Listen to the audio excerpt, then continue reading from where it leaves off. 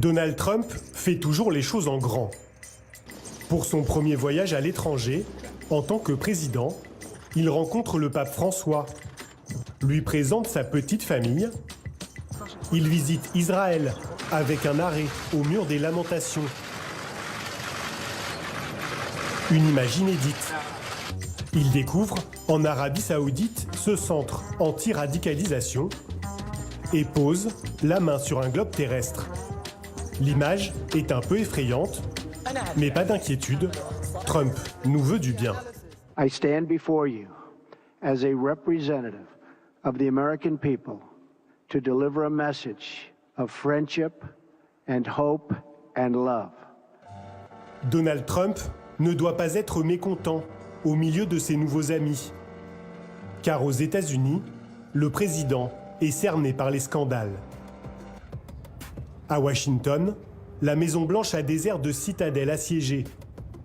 À 2 pas d'ici, nous rencontrons le député démocrate Mark Takano. Il évoque le chaos dans les allées du pouvoir. Il se passe quelque chose de nouveau en permanence. On est dans une situation où à la fin de chaque journée, une information explosive, surprenante est révélée. On n'arrive même plus à traiter les affaires courantes. Les scandales de Trump, un feuilleton permanent dans les médias américains.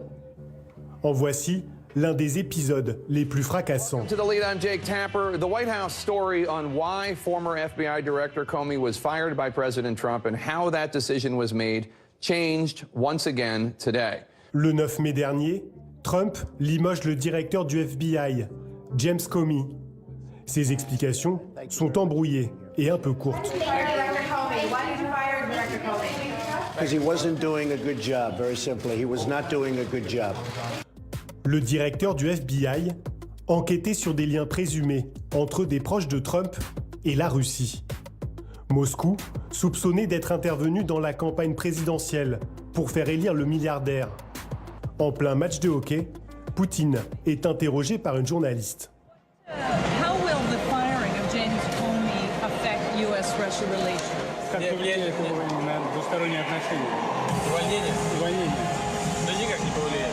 There will be no effect. Ваш вопрос выглядит, вы не сердитесь, пожалуйста, он выглядит смешным для меня. Your question looks very funny for me. Don't be angry with me. Мы не имеем к этому никакого отношения. We have nothing to do with that.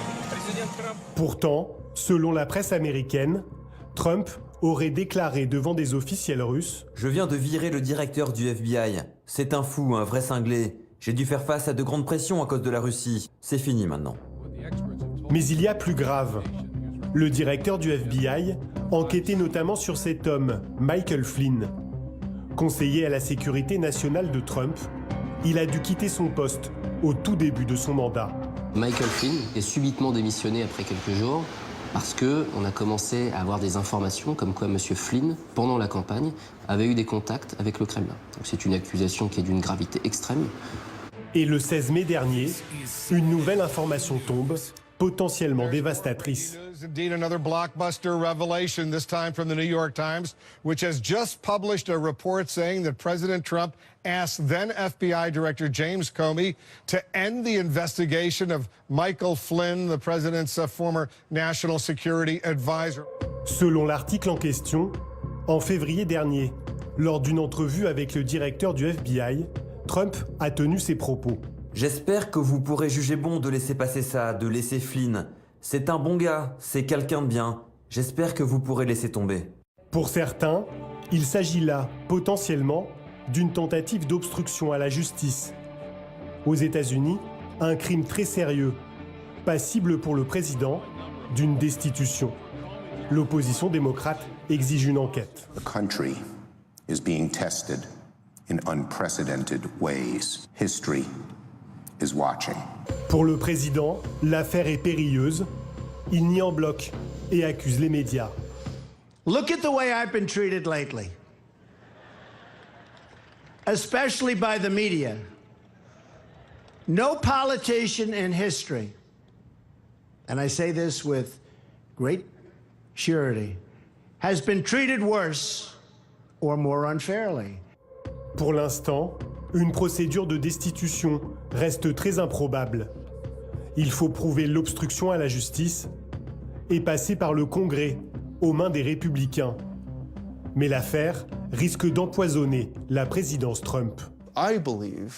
Je crois que s'il va au bout de son mandat, il sera probablement un président affaibli, un président qui ne pourra pas faire grand-chose. Un président sous pression qui commet aussi de grosses bourdes. À la Maison-Blanche, le 10 mai, il reçoit des responsables russes, encore eux. Trump leur livre des détails sur des informations obtenues par ses services de renseignement. Le président américain lâche devant ses représentants russes. Nous sommes au courant qu'il va y avoir une opération de l'État islamique dans telle région, par tels acteurs, etc.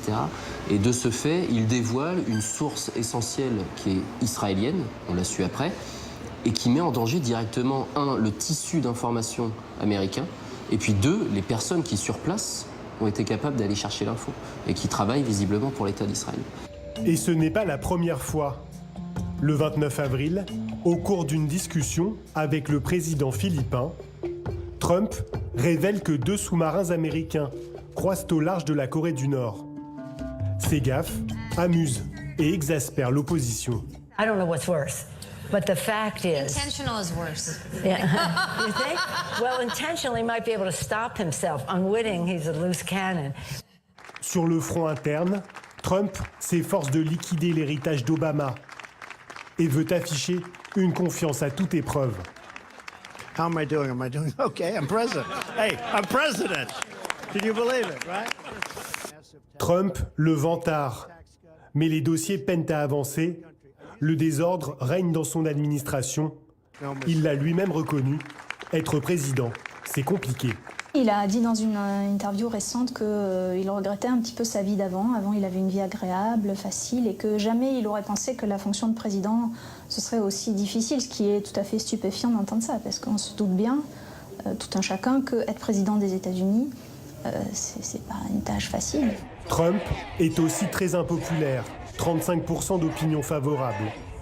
Shame on you! Shame on you! Shame on you! Il garde pourtant le soutien de son électorat et des élus républicains. En attendant, les prochains épisodes du feuilleton.